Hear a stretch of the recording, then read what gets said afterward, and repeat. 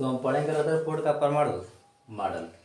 यह मॉडल दिया गया सर्वप्रथम सन 1911 में यह मॉडल दिया गया था। इससे पहले भी एक मॉडल दिया गया था थॉमसन का परमाणु मॉडल, वो 1904 में दिया गया था। सबसे पहले थॉमसन ने ही अपना मॉडल दिया था 1904 में, और उसके बाद 1911 में रदरफोर्ड ने अपना परमाणु मॉडल दिया था। रदरफोर्ड ने अपना परमाणु मॉडल नाभिक के खोज होने के बाद दिया था, और नाभिक का इसने अपने अल्फा कण प्रकीर्णन के प्रयोग के आधार पर नाभिक का क्या निकाला, खोज निकाला, और तब जाके अपना परमाणु मॉडल दिया।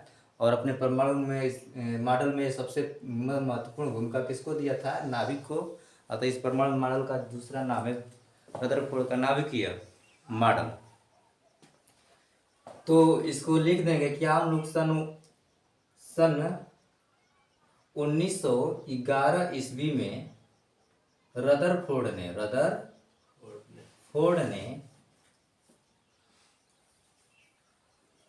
परमाणु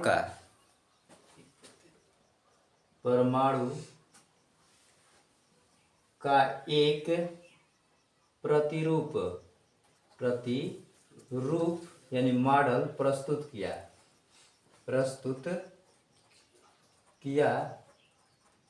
जिसे हम कहते हैं रदरफोर्ड का परमाणु मॉडल। इसे हम कहते हैं रदरफोर्ड का परमाणु मॉडल। रदरफोर्ड ने सन 1911 ईस्वी में परमाणु का एक रूप प्रस्तुत किया, जिसे कहते हैं रदरफोर्ड का परमाणु मॉडल। रदरफोर्ड के परमाणु मॉडल के अनुसार, इस परमाणु मॉडल के अनुसार इसने अपने परमाणु मॉडल में पहला जो परिकल्पना दिया था कि जो परमाणु होता है अति सूक्ष्म,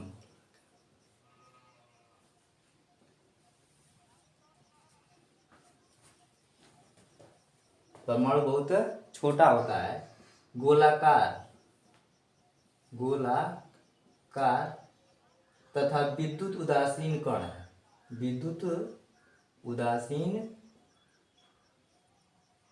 कण है, जो दो भागों से निर्मित है। रदरफोर्ड के परमाणु मॉडल के अनुसार जो परमाणु होता है बहुत स्मॉलेस्ट पार्टिकल है, स्फेरिकल यानी गोलाकार है, और न्यूट्रल पार्टिकल यानी उदासीन कण है, जो दो भागों से निर्मित है। पहला परमाणु का नाभिक या इसको कहते हैं परमाणु नाभिक, और सेकेंड होगा इस परमाणु नाभिक के चारों ओर विशाल क्षेत्र जिसमें इलेक्ट्रॉन रहते हैं। परमाणु नाभिक के चारों ओर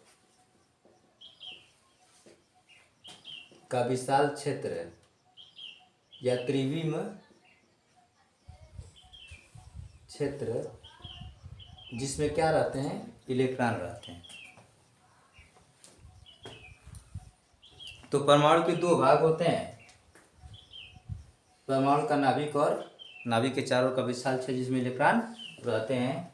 और दूसरा पॉइंट है, रदरफोर्ड का परमाणु मॉडल जब देते हैं तो फर्स्ट पॉइंट जो लिखते हैं इसमें पहला नाभिक जो होता है, नाभिक को दूसरा पॉइंट में बताएंगे कि नाभिक क्या होता है, और तीसरे पॉइंट में हम बताएंगे कि नाभिक के चारों जो इलेक्ट्रॉन घूमते हैं उस क्षेत्र के बारे में।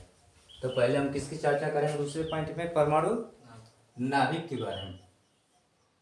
तो रदरफोर्ड ने बताया था कि जो परमाणु गोलाकार है और बहुत क्या है, स्मॉलेस्ट पार्टिकल है, हम देख नहीं सकते इस तरह से नग्न आंखों से, परमाणु बहुत छोटा है और गोलाकार है, और इसके परमाणु का जितना भी धन आवेश होता है, परमाणु में जितने भी धन आवेश होते हैं, उसके केंद्र में एक नाभिक यानी एक जो है छोटे से केंद्र में केंद्रित रहते हैं, जिसको क्या कहते हैं, परमाणु का नाभिक। परमाणु का संपूर्ण धन आवेश उसके केंद्र में एक छोटे से भाग में केंद्रित रहते हैं, जिसे कहते हैं परमाणु नाभिक। ये हो गया दूसरा पॉइंट जो है उसने बताया किसने, परमाणु नाभिक के बारे में, परमाणु नाभिक। तो रदरफोर्ड के अनुसार परमाणु का संपूर्ण धनावेश उसके केंद्र में, द्रव्यमान के संपूर्ण धनावेश के साथ साथ उसका क्या द्रव्यमान भी उसी में रहता है, क्योंकि इलेक्ट्रॉन का द्रव्यमान जो है परमाणु के द्रव्यमान की तुलना में नगण्य होता है। अतः परमाणु का द्रव्यमान इलेक्ट्रॉन में संचित न होकर कहाँ पर होता है, नाभिक में होता है, क्योंकि नाभिक का द्रव्यमान ज्यादा होता है। तो परमाणु का द्रव्यमान भी नाभिक में ही रहता है और परमाणु का संपूर्ण धनावेश भी नाभिक में रहता है। अतः नाभिक की परिभाषा हम यही देंगे कि परमाणु के केंद्र में उपस्थित वह छोटा सा भाग जिसमें उसका संपूर्ण धनावेश और द्रव्यमान केंद्रित होता है उसे क्या कहते हैं, नाभिक। तो नाभिक में परमाणु का संपूर्ण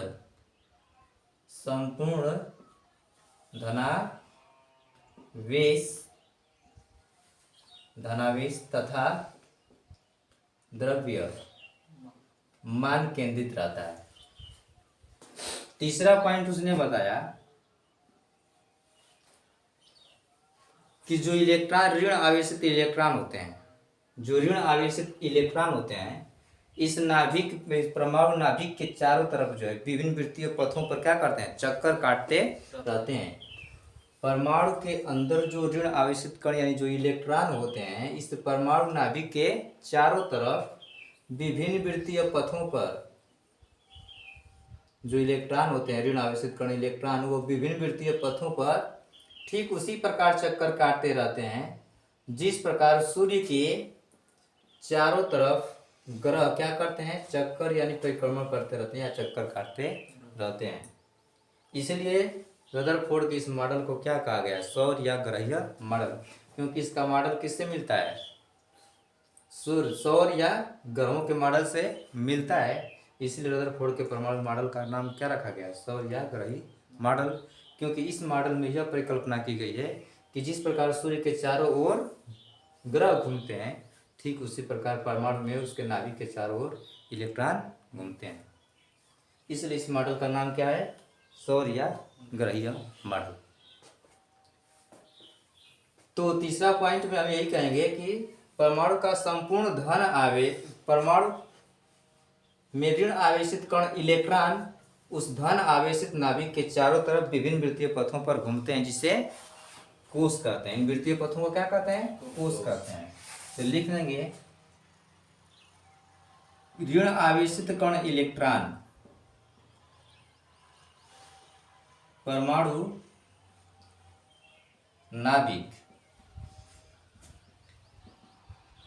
नाभिक के चारों ओर विभिन्न वृत्तीय पथों पर चक्कर काटते रहते हैं, चक्कर काटते रहते हैं। इन वृत्तीय पथों को कोश या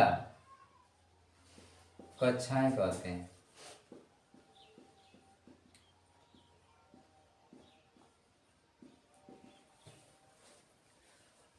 तो पहला पॉइंट है कि जो परमाणु होता है स्मॉलेस्ट पार्टिकल स्फेरिकल यानी गोलाकार होता है और विद्युत उदासीन कण होता है, यह दो भागों से बना होता है, नाभिक और नाभिक के चारों ओर का त्रिविम क्षेत्र जिसमें इलेक्ट्रॉन रहते हैं।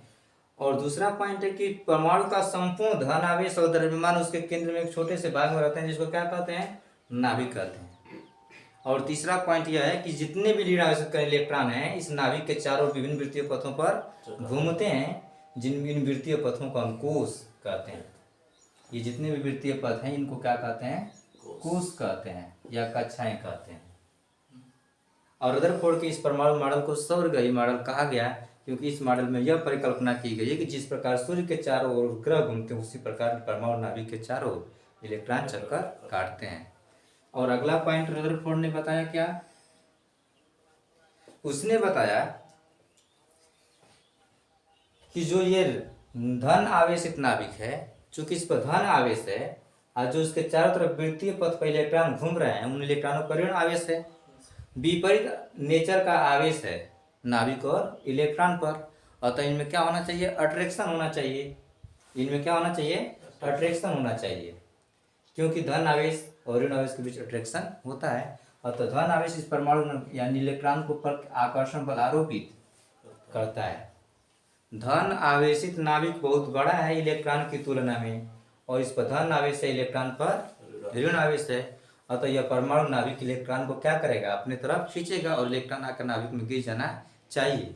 लेकिन रदरफोर्ड ने कहा कि ऐसा नहीं होता है, क्योंकि जब इलेक्ट्रॉन जो है परमाणु नाभिक के चारों तरफ घूमता है तो उसके परिक्रमण यानी घूमने के कारण जो उसका वेग होता है, उस वेग के कारण उस पर बाहर वृत्त के बाहर की ओर एक बल आरोपित हो जाता है, जिससे कहते हैं अपकेंद्र बल।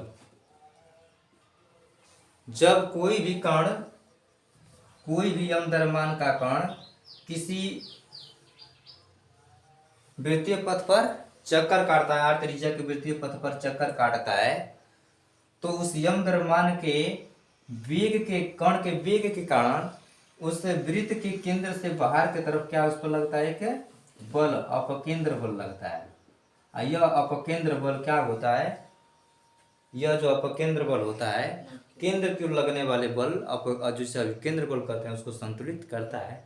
तो उसी प्रकार जो परमाणु नाभिक है, परमाणु नाभिक में केंद्र की ओर लगने वाला नाभिकीय बल अभिकेंद्र बल का काम करता है, जिसके बराबर और विपरीत दिशा में अपकेंद्र बल काम करता है, और यह जो इस नाभिकीय बल को संतुलित कर देता है। अतः इलेक्ट्रॉन पर नेट फोर्स, कुल बल कितना होता है, शून्य होता है। इलेक्ट्रॉन पर कोई बल कार्य नहीं करता है। अतः इलेक्ट्रॉन जो है अपने कक्षा को छोड़कर न तो उधर जाता है न इधर है, यानी कि नाभिक में गिरता नहीं है। तो हम चौथा पॉइंट क्या बोलेंगे कि जो इलेक्ट्रॉन होता है, ऋण आवेशित इलेक्ट्रॉन, उस पर परमाणु नाभिक आकर्षण बल लगाता है, परंतु इलेक्ट्रॉन नाभिक में नहीं गिरता, क्योंकि इलेक्ट्रॉन के परिक्रमण के कारण उत्पन्न अपकेंद्र बल उसे संतुलित कर लेता है। तो लिख लेते हैं इसको, ऋण आवेशित या धन आवेशित नाभिक, धन आवेशित नाभिक ऋणावेशित इलेक्ट्रॉन पर आकर्षण बल आरोपित करता है, परंतु इलेक्ट्रॉन नाभिक में नहीं गिरता है। इलेक्ट्रॉन नाभिक में नहीं गिरता,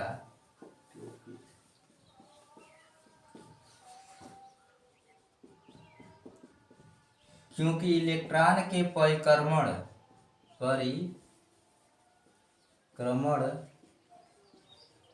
के कारण उत्पन्न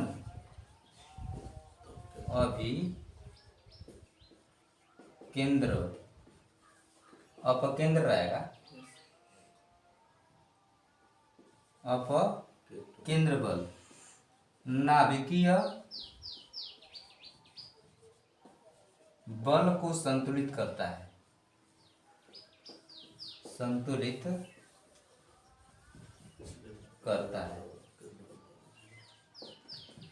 तो परमाणु नाभिक इलेक्ट्रॉन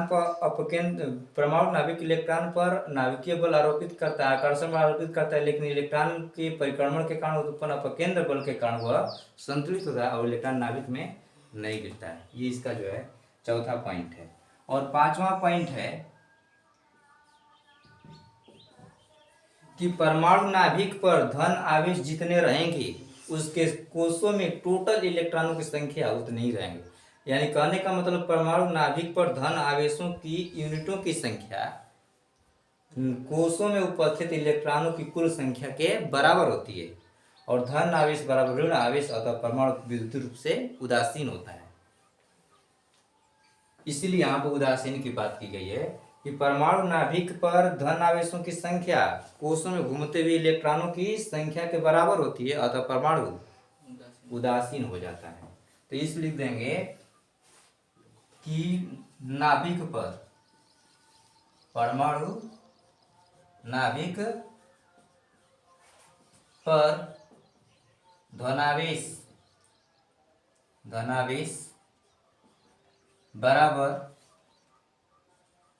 कोषों में उपस्थित इलेक्ट्रॉनों की कुल संख्या, यानी परमाणु नाभिक पर जो धनावेश होते हैं सब धनावेश कोषों में उपस्थित इलेक्ट्रॉनों की संख्या के बराबर हो जाता है, तो परमाणु विद्युत उदासीन हो जाता है। तो इस पर इतना जो है बातें रदरफोर्ड ने अपने परमाणु मॉडल में कहा था। एक बहुत छोटा सा इसको देख लिया जाता है कि सन 1911 में रदरफोर्ड ने परमाणु का एक प्रतिरूप प्रस्तुत किया था अल्फा कण प्रकीर्णन के प्रयोग के आधार पर, जिसे रदरफोर्ड का परमाणु नाभिक कहते हैं। इस परमाणु मॉडल के अनुसार जो है परमाणु अति सूक्ष्म विद्युत उदासीन और गोलाकार कण है जो दो भागों से निर्मित है, परमाणु का नाभिक और परमाणु के चारों ओर का त्रिविम क्षेत्र जिसमें कौन रहते हैं, इलेक्ट्रॉन। उसने तीसरा पॉइंट बताया, दूसरा पॉइंट कि परमाणु नाभिक जो होता है, परमाणु का वह छोटा सा भाग होता है जिसमें उसका संपूर्ण धनावेश और उसका द्रव्यमान केंद्रित रहता है।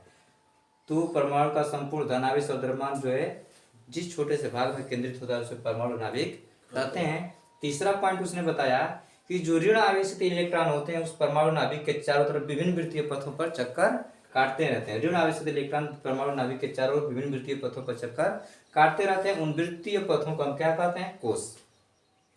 और अगला पॉइंट उसने बताया कि जो ऋण आवेशित इलेक्ट्रॉन होता है उस पर धन आवेशित नाभिक आकर्षण बल लगाता है, लेकिन वो इलेक्ट्रॉन नाभिक में नहीं गिरता क्योंकि इलेक्ट्रॉन के परिक्रमण से उत्पन्न अपेकेंद्र बल उसको संतुलित करता है। और लास्ट में बताया कि नंबर ऑफ प्रोटॉन या number of positive charge in the nuclei is equal to number of electron in the cell, यानी कि जो है न्यूक्लियाई में जितने भी धन आवेशों की संख्या है उतने ही जो है कोष में इलेक्ट्रॉन होते हैं, अतः परमाणु विद्युत उदासीन हो जाता है।